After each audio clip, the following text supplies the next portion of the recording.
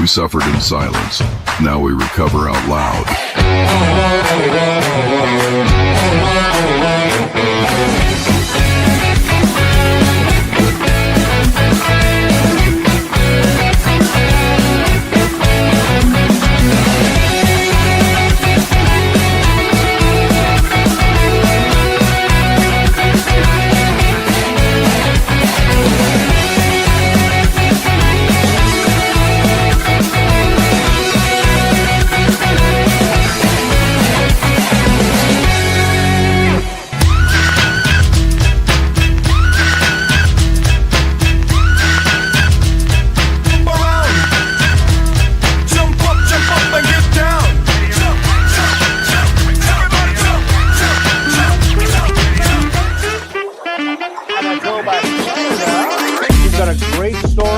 And now to a man who lost his job at the calendar factory because all he wanted to do was take a day off. Jimmy Snyder!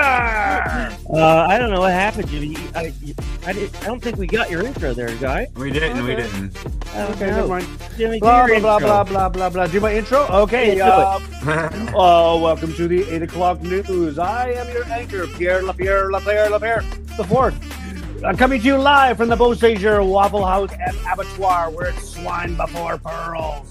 Today in science news, scientists try to turn back time and end up with the word emit. Now to a man who lost his job at the calendar factory because he wanted to take a day off. Jimmy Snyder! It's all true. Guilty as charged. Hi, everybody. Welcome to episode 182. We have Rehab's in the mix. We'll get to them in a minute. We have a special guest coming on. You're going to love her. And we just try to keep it 100 around here. You know what I mean? When we're struggling, we say we're struggling. And there's power in that. And we realize that as adults and sober human beings. So we're grateful for the support from everybody. This is our little preamble thing we do. And then we'll get her going.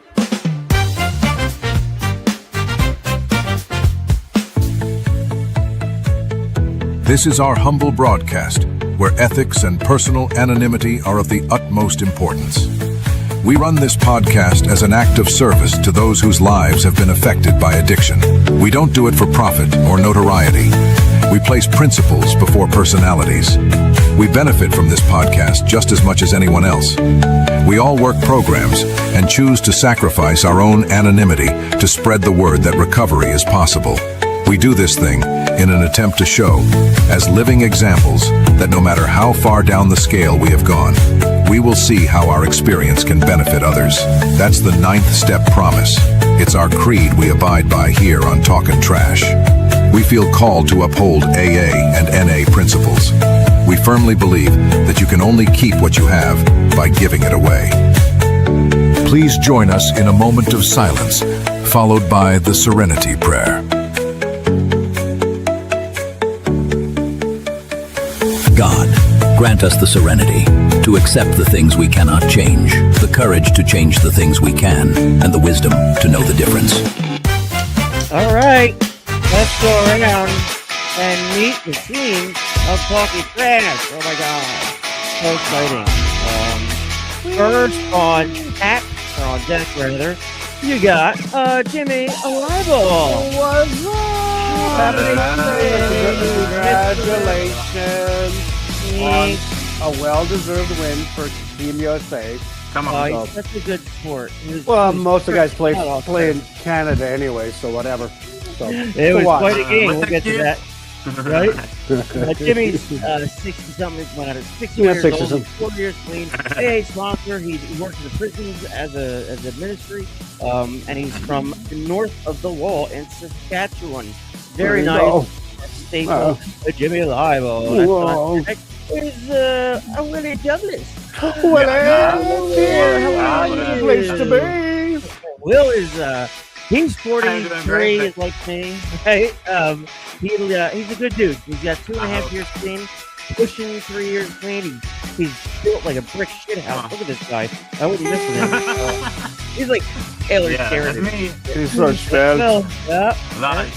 That's real. Next on deck, he's not here, but he's part of our team, a fill-in coach, Mr. Bradley Mansfield. Brad is from Cincinnati as well. Bradley Manscape. He's trying so hard to solidify his sobriety, and that shit is contagious. So we want to spread that disease as quickly as possible. I like the other ones we used to. Right? Oh my. Well, maybe it cleans up with a pill. Anyway, so let's do our. Oh wait. Hold on. Oh, me, right? You. Hello. Little Timmy Slater. Little Timmy. Hi. I'm 43. I got 2 girls. I'm almost 3 years clean. I'm a recovering opiate addict. I believe in the miracle of medicine and therapy and self-awareness and all that stuff. I live in Georgia. I produce the show, and that's pretty much it for Meet the Team. Let's see what's going on with the boys here. Hi, everybody. Welcome. Hi, Tim. Hi. All right, you and Bradley did a great job holding down the fort on Wednesday. I know, and we're trying. I was listening to it coming back from corrections, and I'm like, "You guys are awesome." We are not that good, but like we thanks, Jimmy. That actually means a lot.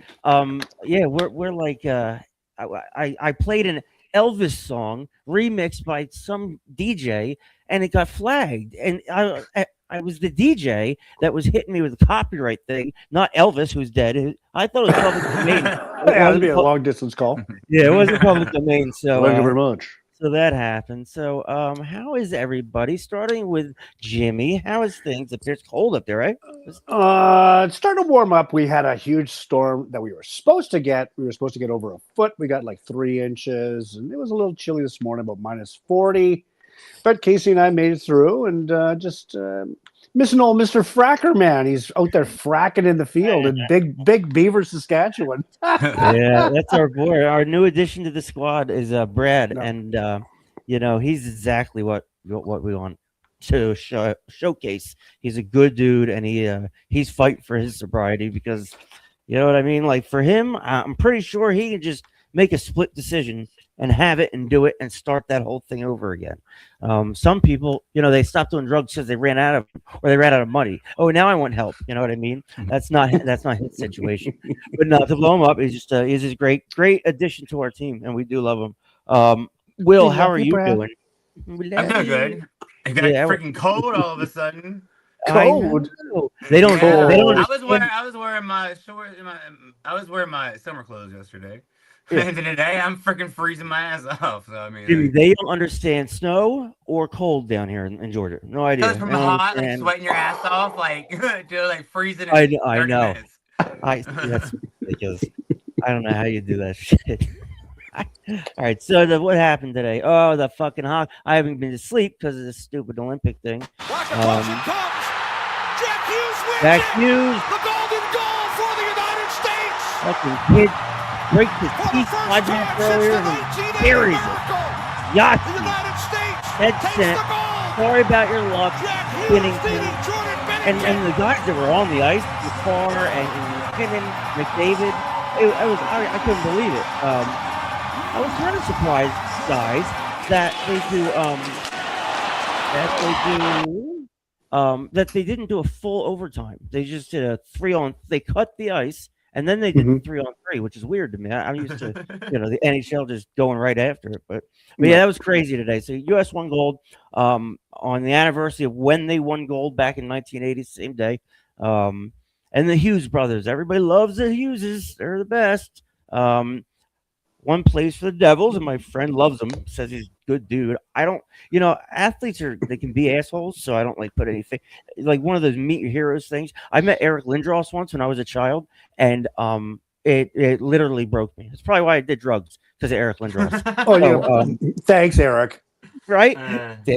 So much power. Dick. So what we're looking at this week is, or in the next few shows, we're looking at how to make a 180. How to tangibly turn completely away from your drug. Like for me, I think about this, and a 179 degree turn isn't going to do it anymore. You know what I mean? Like it's that 1% off, and my trajectory goes off in very different directions. So It's just like when you're doing a DUI test. Like when you're doing walk 10 steps, Yeah. turn around and come back.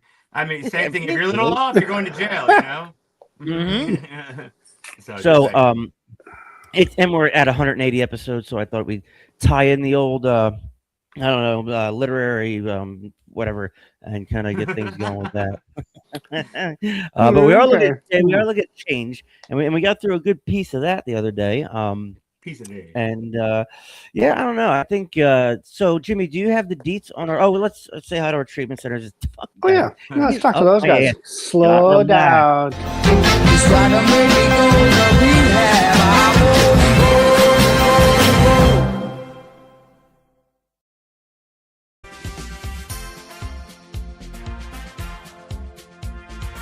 Jimmy, could you read them for me? Alrighty, welcome to Pocono Mountain Recovery, New Hope Rehabilitation, Oxford House 162. Where the hell's 161? Serenity Treatment Centers, Evolve Recovery, Sunrise Detox, Destination Recovery, and Discovery to Recover. You have it. Our people's in treatment. That's one of the biggest things about our show. We love it. It's just it caught fire. You're in a safe place. You're in a safe place. And especially for the places that like they won't let them watch TV, because some of them are like that. You got to be studying on your book or whatever. You know, for those guys, they watch a show like this. This is like entertainment all of a sudden. You know, like a yo-yo is impressive to a guy who has been on a deserted island for 10 years. You know what I mean? Yep. So like, it's very cool. We do love that part about our podcast, and that just happened organically. We didn't force that. And no GMOs. No GMOs. No GMOs. No. Jimmy, can you read for some daily flapjacks? Yeah. Okay, so for February 22nd, guidance. This means a belief in a creator who is all power, justice, and love. A God who intends for me a purpose, a meaning, and a destiny to grow. However, haltingly towards his own likeness and image. And that's from As William sees it, page 51. There you go. As I begin to understand my own powerlessness and my dependence on God, as I understand him, I begin to see that there is life which I could have it. I could have chosen for myself from the beginning. It is through the continuing work of the steps and the life of the fellowship that I've learned to see that there is truly a better way in which I am being guided. As I come to know more about God, I am able to trust his ways and his plans for the development of his characters in me. Quickly or not so quickly, I grow towards his own image and likeness. There you go, kids. Discuss. Refract away. Jimmy, you're more of a 12-step expert here, you and Brad. Oh, really? A little bit. What does this mean to you? Well, they always say, like, believe in a God of your understanding. First of all, in the big book, it's italicized. What I always highlighted for guys. I said, this is anything italicized in any of the literature. It's fucking important. It's how you perceive it. And being raised Catholic, it was always fear, guilt, and shame. When I read this morning, I was at a meeting, and one who is all powerful, justice, love, and intends for me a purpose, a meaning, and a destiny to grow.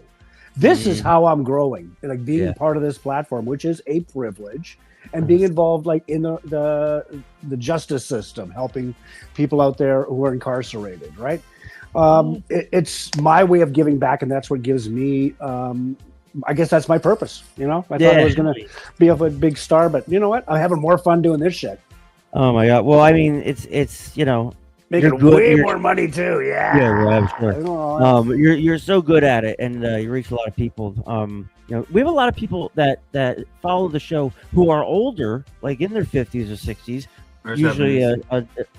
Usually alcoholic or whatever. They identify with Jimmy. I'm one flight away from kicking your ass. Come on. Actually, two flights. Yeah. Come on. What do you think about this particular reading, being guided? Really? Wow. Are you talking to me? Yeah, your will, yeah, right? yeah, your will. Yeah, I that's didn't like hear. that. Okay. Wait, I'm sorry. Yeah, Will, what do you again. think of this being guided versus not? Well, I mean, it all depends on what you're really looking for. I mean, like guided means you're looking to follow. I mean, and not is meaning you're figuring out yourself. Yeah, And, no. I guess trial and error, So therefore, I mean, it depends on like, are you strong enough yet to not be guided, or you need the guiding? If that makes sense. Yeah, it does. I mean, because that means that at some point you can't. I mean, you can only be guided for so long. Eventually, you got to kind of like spread your wings and fly. So. Yep. This reminds me of the whole being my own higher it's power. like the final test of your lesson. Right. There he goes again. Yep. This reminds me of Tim being Tim's higher power. And Tim guiding Tim, and that never works out. So I learn from my mistakes. Do you? Not really. I get older and I get grayer. So I have product for that. I know you did. I know you did. Yes, Angela, your shit's on the way. It's on its way. Daily flapjacks. All right. So I have to do this. Everybody, you have a 2-minute break as this happens. Ladies and gentlemen, at this time, we ask that you please rise and remove your hats if you're able, as we salute our neighbors to the north in the playing of O Canada, followed by the U.S. national anthem, the Star Spangled Banner.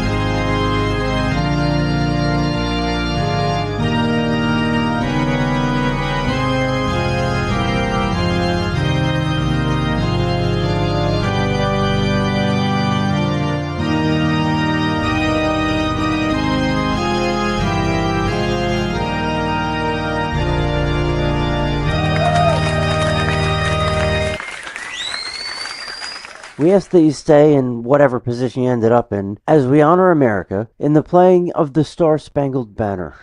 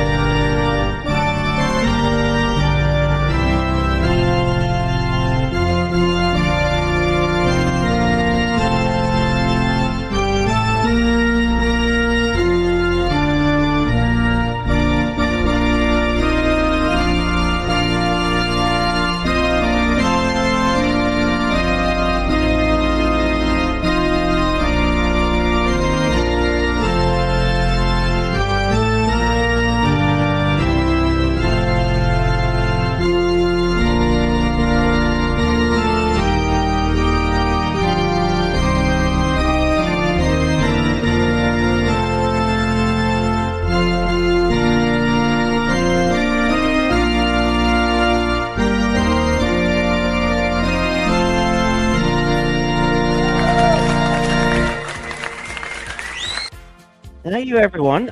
We do that once a month at the Olympics. Chuck Nip says something. Oh, he's singing it in French.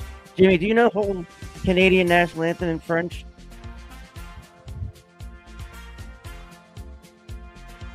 You say that's how far now I remember. And they changed the freaking words on us. So I know they made it to all of us commands instead of they made it more fluid. Yeah. I don't know. Yeah. All right, so we have a guest on. She is freezing her ass off as well up there in Canada. Very cool. Talk to her for a minute pre-game. She's just a great guest. I'm excited to hear what she has to say. Jimmy, do you have her details at the ready? Yes, we got our good friend Misty D from Winterpeg, Manitoba. She's the mother of 3. She is 3 years clean and serene off the old John Barleycorn, and 2 years off Lucifer's lettuce. So good for her. There you go.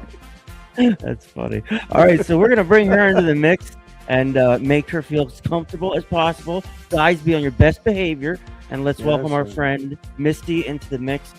You have to. There you go. Hi, honey. Hi, Misty. Welcome to the program. Hi.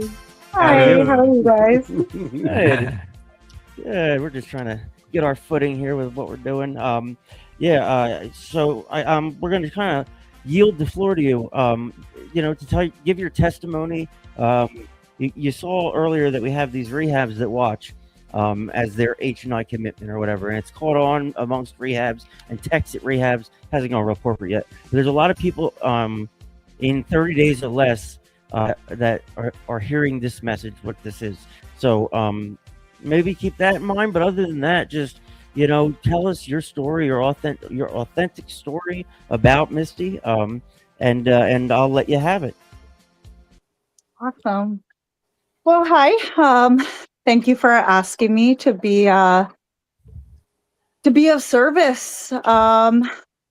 Honestly, I get really nervous at first, but once I start talking, the nerves kind of go. And it's that fear of when I was a child, right? That got put into me, and not having any self-esteem. So so I'm gonna start off with a little bit about my childhood, and then what it was in my addiction, and how I work the program today. So on my mom's side, I am the oldest, but on my dad's side, I am the middle child. I do have an older brother, and I do have a younger sister. And and then in between my sister and me, there was twins that did pass away, and as a child, I felt like that was my fault because my mom did not have a good birth with me. She went into labor with me on the 17th of August and didn't have me until the 21st. There was, so there was a lot of complications. They ended up having to break her pelvis bone. And I'm not sure at what age this started, but I do remember my mom telling me that I was a pain in her ass like the day I was born. So that just that right there said a lot of just said a lot of just scared, right? Like I hurt my mom. I'm not doing what my mom wants me to do, right? Like I'm a pain in her ass. I'm a troubled child. So that's basically how I felt growing up. Is I was a burden, and when my mom had these other twins, she was in the hospital for the whole time. It was actually 11 months that she was in the hospital, and I stayed with my grandparents. And I didn't realize what was going on. My dad was too scared to raise me. I'm not sure why. He was a part of my life, but all I do remember is him always in and out, because we do have a entertainment business. Like we did travel a lot. My childhood was very different, having a business in our house. Like my dad, he's a magician, hypnotist, and we own a DJ company. So it was a lot of traveling, and awesome.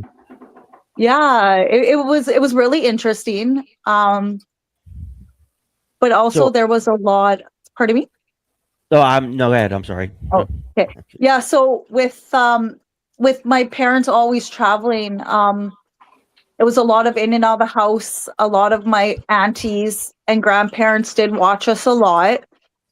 So I was bounced around a lot. Being bounced around a lot. At the age of 10, I was with a family friend that I started to get touched by. And I couldn't tell my parents this. I just had I had a fear, and I'm actually going to backtrack. Sorry, before I say the rest of that part is when my growing up, we had my grandparents living beside us, and at the age of 6, when we got home, we were picking up equipment, changing equipment, and my grandpa was pulling out weeds, and he lived right beside us, and I decided to go and help him. And I guess I was pulling weeds out wrong. And I still don't understand how you can pull out weeds wrong. But he told me that I was useless, and I wasn't going to grow up to anything, and I was a piece of shit. And I believe I was like 6 or 7, and I went crying to my mom, and she just said, just ignore your grandpa, go play upstairs. So because of that, and it was such a small thing, I wasn't defended. So when this touching happened, I didn't think my mom could help me, right? Or be a part of that. So I kept that in for a bit, really was more quiet than I usually were. I played with everybody, but that year when I went back to school, I sat in a corner, stopped doing my work. I did end up telling a guidance counselor, and it took a while for me to tell my mom, but I did. And the police got involved and all that. We went to court, and because there was no evidence, the judge let him off. So I just had that no trust for authority. Yeah. So after that closure. happened, no pardon closure. Me? Yeah, exactly. Like any closure from that either. Mm-hmm. Yeah, exactly. Yeah. And then at 10 years old, I started drinking. My mom always had a box of wine in her fridge, and I have like a much older brother. So when I started drinking, he was 18 already, and he was already moved out. And the only way that he would come visit my grandparents is if there was beer in their fridge.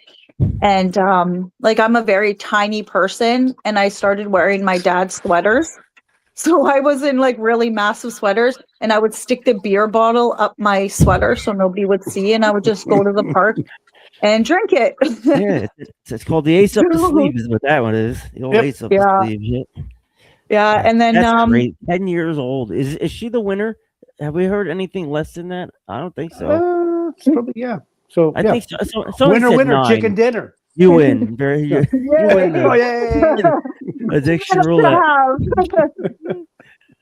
So I'm sorry. Yeah. Go ahead, so and my mom would always have a box of wine in the fridge, and we would always have Kool-Aid. So I would pour half a glass of wine and some Kool-Aid, and I called it Blue Lagoons because I always had blue juice. I don't know why that was my favorite Kool-Aid, but I always had Blue Lagoons. And because my parents were so busy with the business, they didn't know what was going on, right? Like, the business ran our house. Like, sure. The kitchen table, like my dad had a desk right beside the kitchen table. So if we were having dinner and the business phone rang, like we got told to shut up, and he would talk on the phone. The basement had business stuff in, and then I got moved into my sister's room because he had an office in that room. So every level of our house was something to do with the business. And I started to have a resentment of the business, right? Like they were so busy. Yeah, they were so busy. I was like, what about me? What about me? Right? And it's kind of in your face too, what they do. Yeah. It's like, why? Carry on. That's I would do too. My goodness. Yeah. So and I wanted to get my dad's love, and I wanted to get my parents' love. Mhm. So like, I want to say 12 or 13 in between there. It was during the summer. I was like, it's either I work for the business and start showing interest in the business, or I'm just going to be ignored. So I started working with my dad, and as much as I love working with them, it was very difficult because no matter what I didn't do it good enough. Sure, right. Mhm.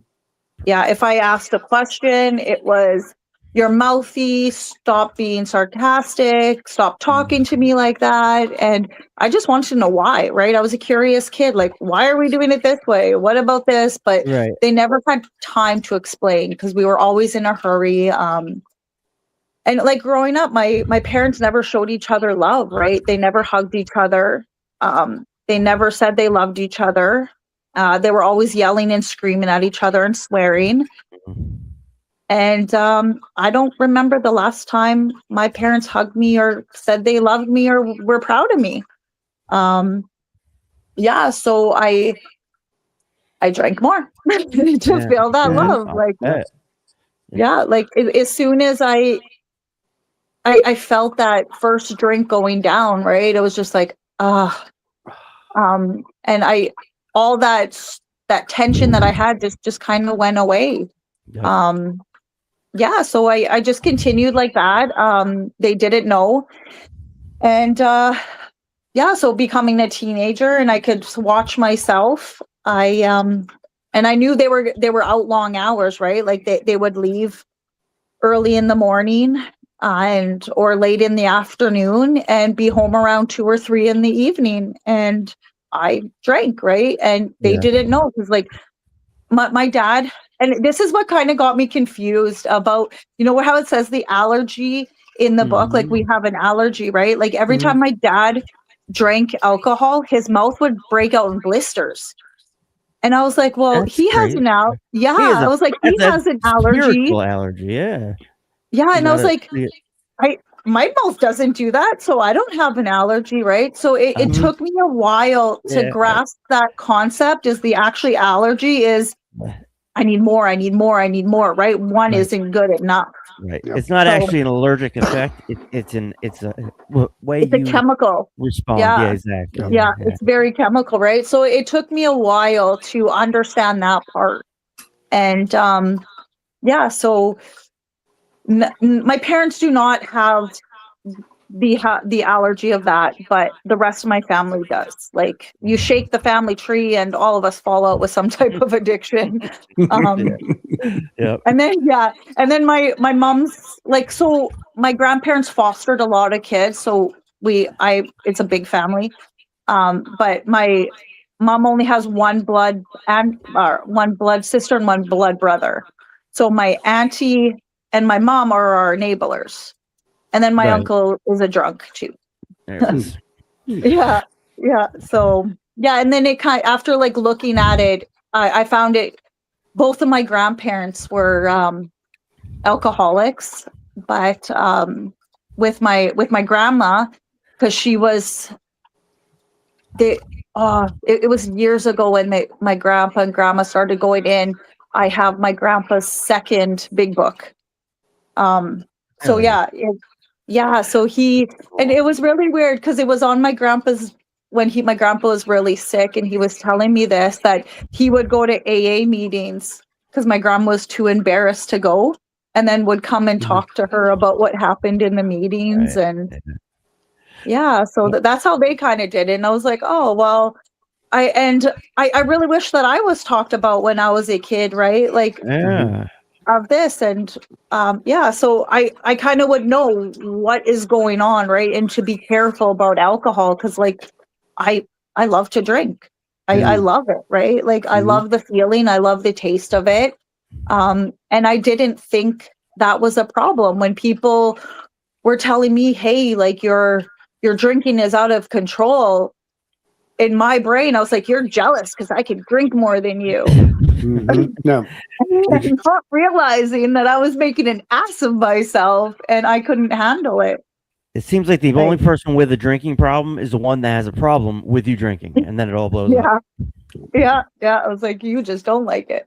Yeah. Yeah. So, He's lucky he has a physical allergy to that. You know what I mean? Because like I know people that'll take Percocet and it'll make them nauseous, and that's their allergy. Never touch it again. Me, yeah. it makes me Superman. I'll climb the walls. I'll be crazy. You know what I mean? So it's like it's a physical allergy to alcohol is very helpful in not becoming an alcoholic. Yeah. Yeah. So Yeah. I kind of continued doing that, working with my parents, and and then when my dad's grandpa passed away, we never really had a good relationship. My brother and my sister both got a car for when they graduated. I didn't. Why? And What the hell did you do fair. wrong? Right? That's I not don't fair. like this. so Like, what kind of happened with that is like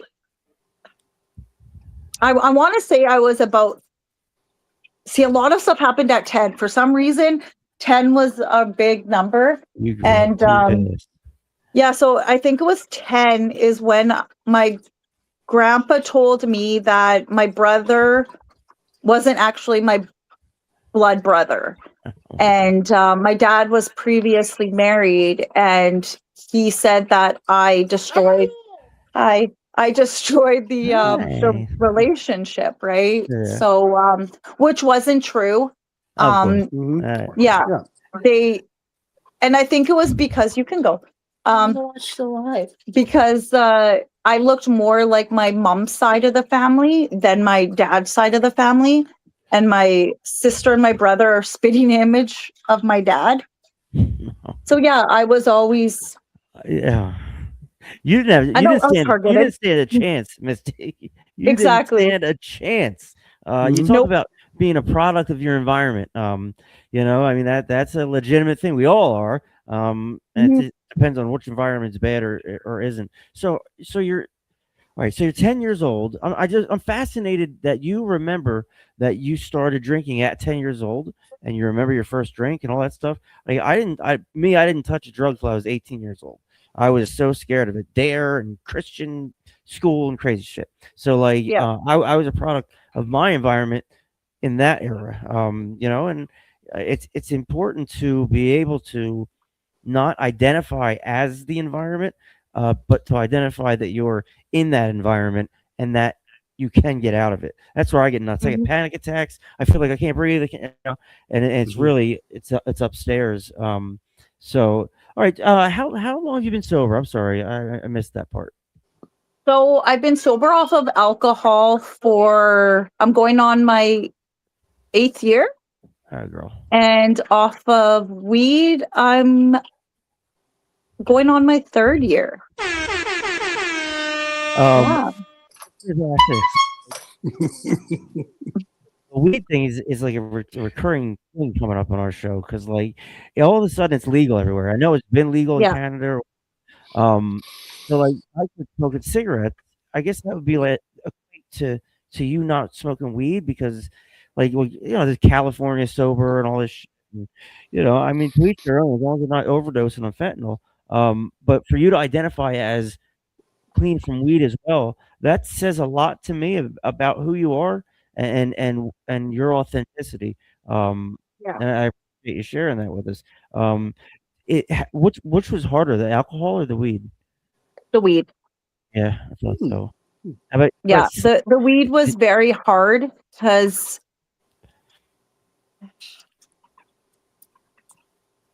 yeah, I don't know why it was hard, but like yeah, I guess I just loved well, just like alcohol, I just loved the way it made me feel. Mhm.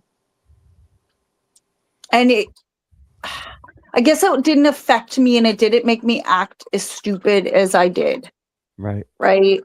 Like I could sit here, I could smoke some and still be present, right, right? right. Yeah. That's why I kind of asked you that question, knowing the answer. But like, yeah, of course, like the alcohol is a problem. It's a physical problem. It's causing physical problems. That's easy to stop. I'm not saying it's easy, but it's easy to let go of that grip on that substance that you love so much when it's messing everything up. Now, in the other on the other hand, you're smoking weed, everybody's chill, nobody's fighting, everybody's eating snacks. Snack budget might go up, but other than that, like everybody's cool. So like, Yeah. I can't judge anybody for what they're doing, but I can certainly respect someone who takes a stand on that too, because it sounds to me like your disease, and we all Yeah. come to know our disease at some point. For Yeah. some, And late. it was my emotional relapse that I had where I recognized it the most. Can you explain that, your emotional relapse? Oh, okay. So, If you're comfortable with it, you don't. yeah, Okay. totally comfortable with it. So it happened 2 years ago, August 10th, the day that I gave birth to my daughter. I gave birth to my daughter by myself as her dad decided to go relapse in his drug of choice. And I found out the next day, and I just sat in that hospital bed and I sunk. Like I just felt my body just sinking. And it was just such a weird experience. And I just sat there. I'm a single mom of 3 kids with a baby. I was worried about him because I cared about him. And his drug of choice, it's a big drug. Like it's not a good drug. So I was really worried about that. And I was like, what am I going to do next? What am I going to do? And and it was really amazing because my service sponsor worked at St. Boniface and I knew she was working. So I called her crying as another nurse was in there. And I was like, I need you to come talk to me. And so she came and I told her what happened. And all she said is, you know what to do. You know what to do. And she held my baby as I cried, right? That's what I needed. So I came back. I started doing stuff on my own, taking care of my oldest wasn't back yet from his dad's, but my youngest did come back. And my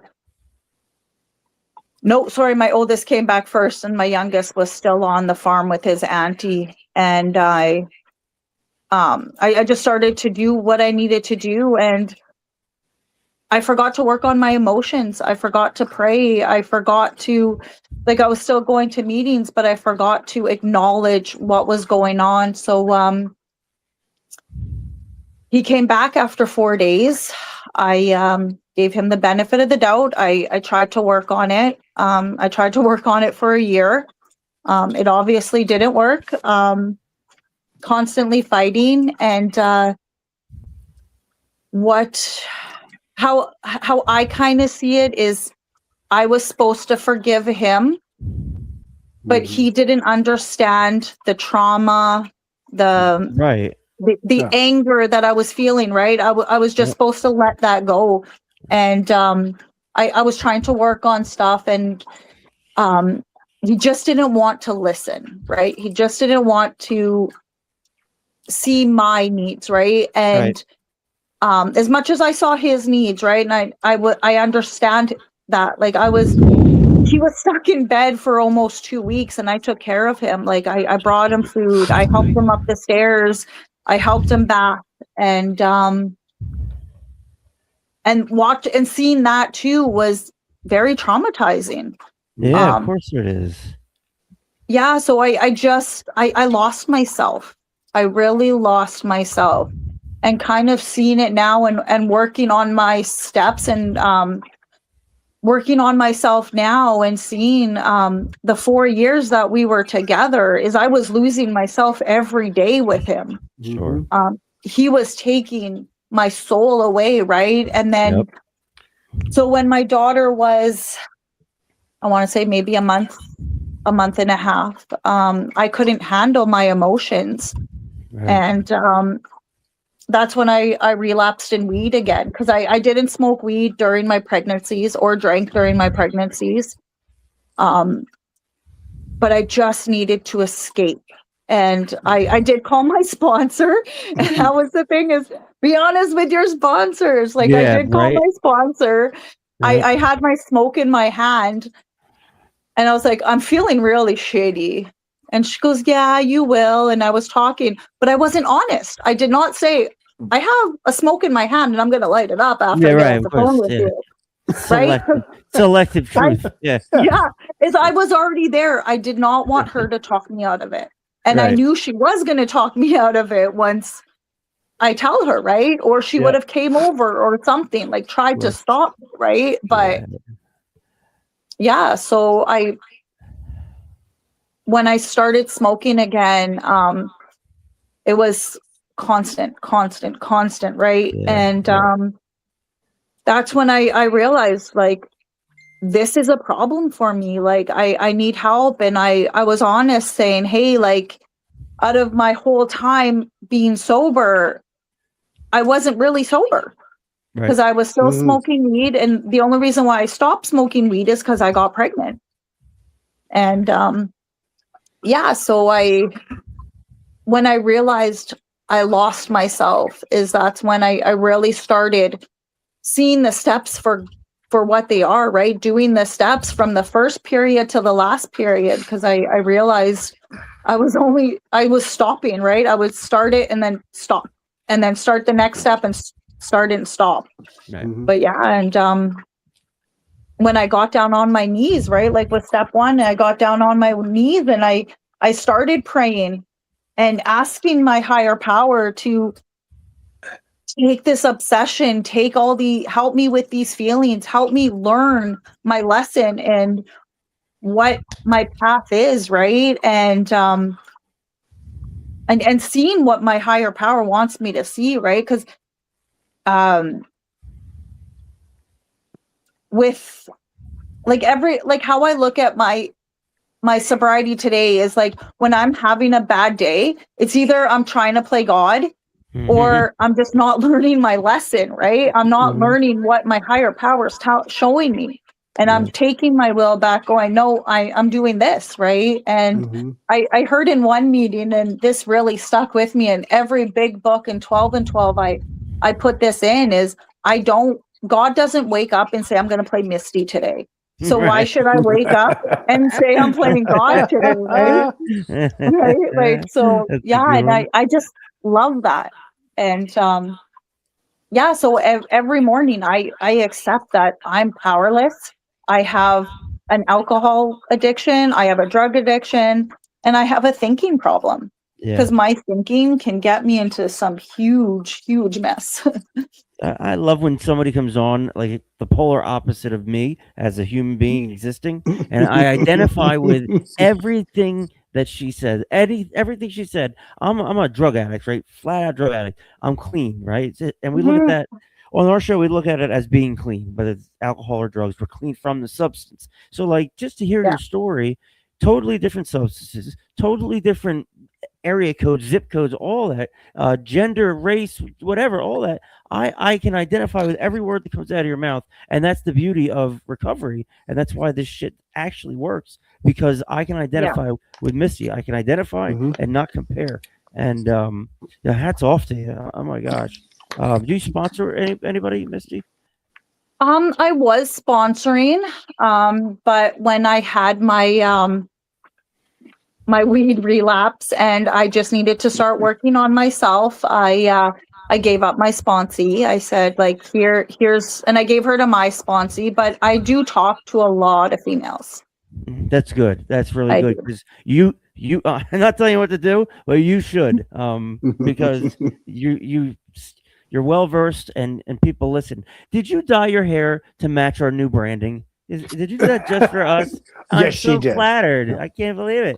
It's kind of funny. We just changed everything to neon pink and blue, and Misty shows up rocking the hair. Misty, so like what do you do? Like we always talk about like a recovery tool belt. You know, if it's however many things you can in there to defend for your sobriety. Like, what do you do today to keep things fresh, keep it green? Okay, so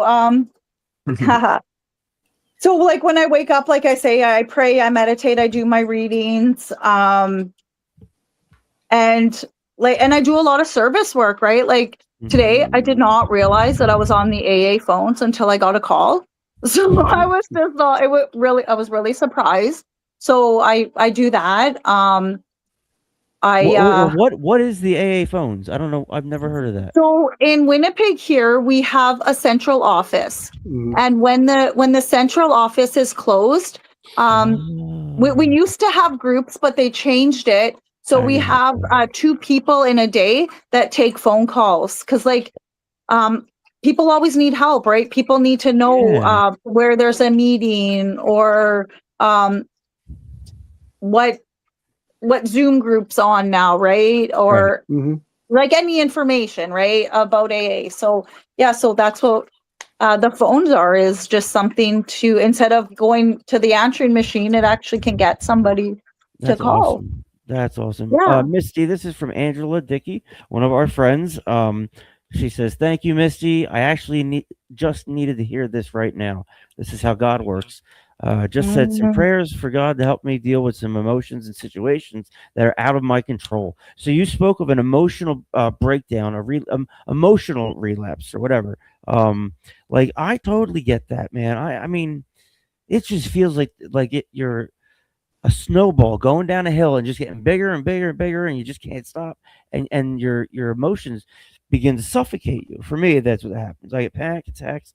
And we always say we self-medicated for a reason in the first place. We didn't do heroin because we thought, I feel great today, let's try some heroin.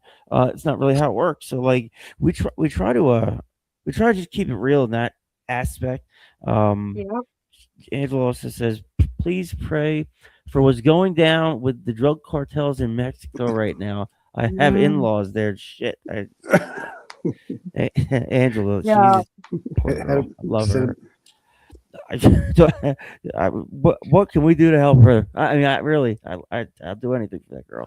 So, so today you have a good relationship with your kids. Like, what is recovery given you that you didn't have in active addiction? Oh, what is recovery given to me? So it has given me my feelings, where I can sit and process feelings today, acknowledging my feelings. And it's given me my self-esteem back, my self-worth. And it's also not making me a shell of a mother like I used to be. Like, I'm present. Like, I'm present with my kids. Like, I have conversations with them. I'll sit down and eat with them. I'm here, right? I'm not wanting to leave them, right? And yeah. No, it's so nice to see kids getting their mother back through this recovery thing. It's beautiful.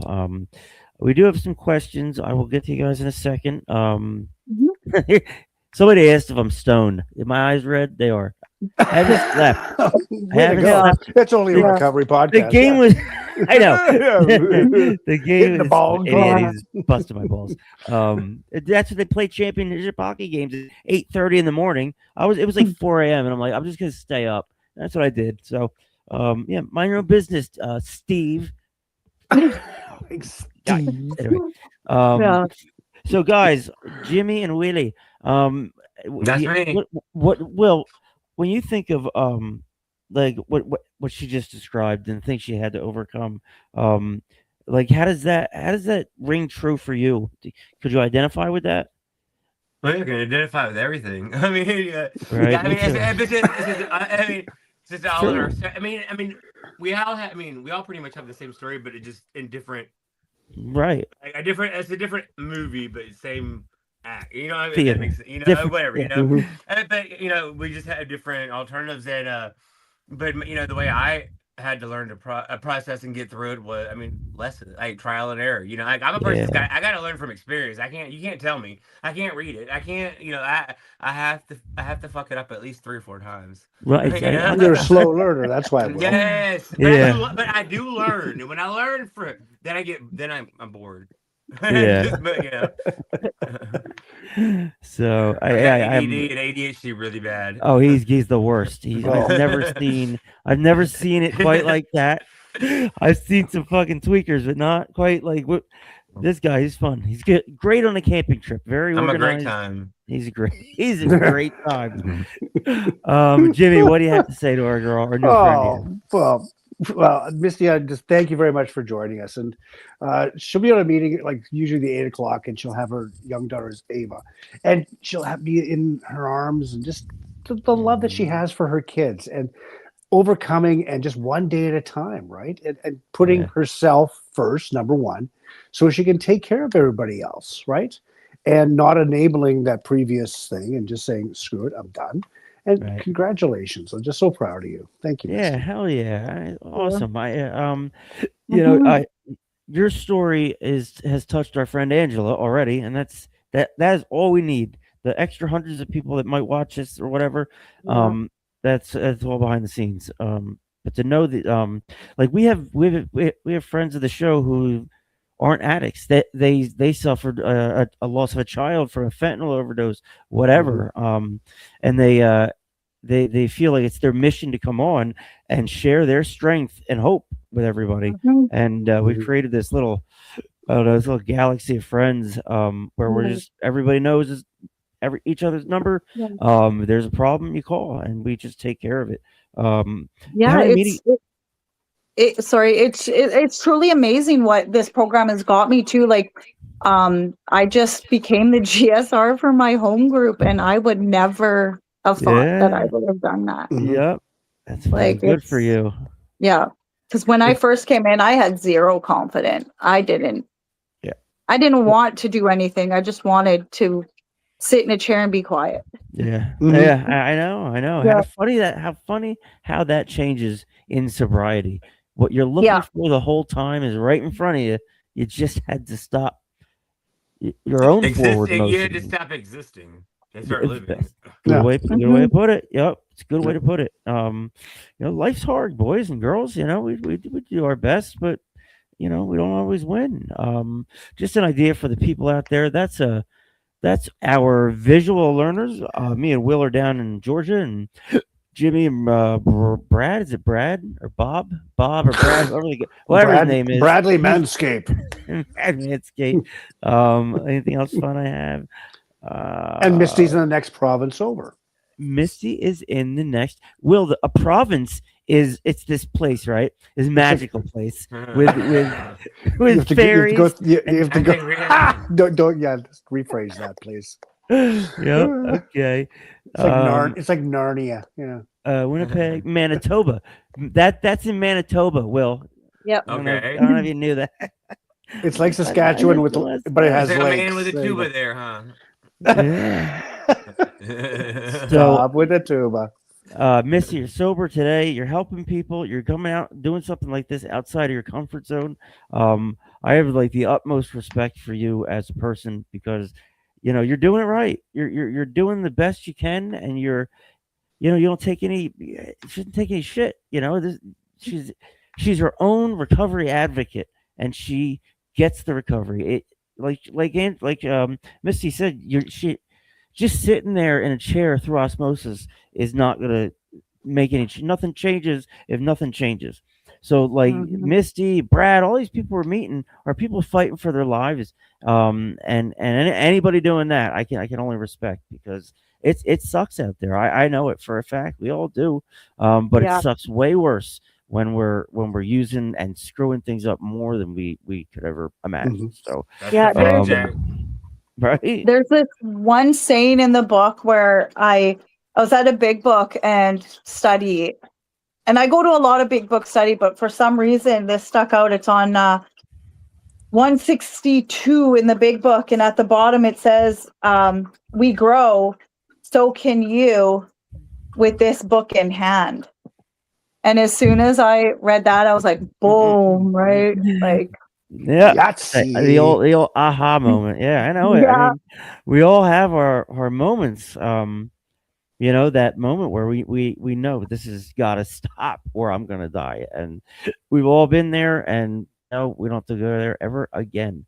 Oh, what do yeah. we do now? Oh, just for today. Okay. We got no questions from any of our recovery houses there, Tim? We do, but I got a minute left. I'm trying to tie this one up. Okay. I'm gonna have to. So, Trying to think Okay. of. You can send it to us later. all right. This just for today is gonna go until tomorrow because it's long. Oh, so you guys, you did this on purpose. Yeah, no, he didn't write it. No, Didn't just Will It's just not. jizzle your nizzle. I did. That's the problem. You hit Yeah, I know. So gross. All right. Hey, one of my Just good friends for- is from one of my best friends is from Springfield. Illinois. No, I know. No, never mind. Wrong place. Wrong state. There's a lot of different. There's a lot of I just Springfields realized that when I was apparently. saying that out loud. Okay, just for today. Shut up. All right, hold on. Let me get the It's music all down Timmy's for fault. you. Oh wait. We continue to take personal inventory, and when we were wrong, promptly admitted it. Page 54, step 10. In Narcotics Anonymous, we found that the more we live in harmony with our higher powers will for us, the greater the harmony in our lives. We use the 10th step to help us maintain that harmony. On a daily basis, we take time to look at our behavior. Some of us measure each action with a very simple question: God's will or mine? In many cases, we find that our actions have been in tune with our higher powers' will for us, and we in turn have been in tune with the world around us. In some cases, however, we will discover inconsistencies between our behavior and our values. We've been acting on our own will, not God's. The result has been dissonance in our lives. When we discover such inconsistencies, we admit we've been wrong and take corrective action. With greater awareness of what we believe God's will for us to be in such situations, we are less likely to repeat those actions, and we are more likely to live in greater concord with our higher powers' will for us, with the world around us. Just for today, I wish to live in harmony with my world. Today, I will examine my actions, asking God's will or mine. There you have it. Oh, this is welcome to the miracle. That's a miracle. All right. We will be back on Wednesday at 9 Mitzvah. p.m. Eastern. Misty, thank you so much. Thank you, You were a Misty. great guest. Thank you. Good. Thank you so Appreciate much. Love you and stay in touch.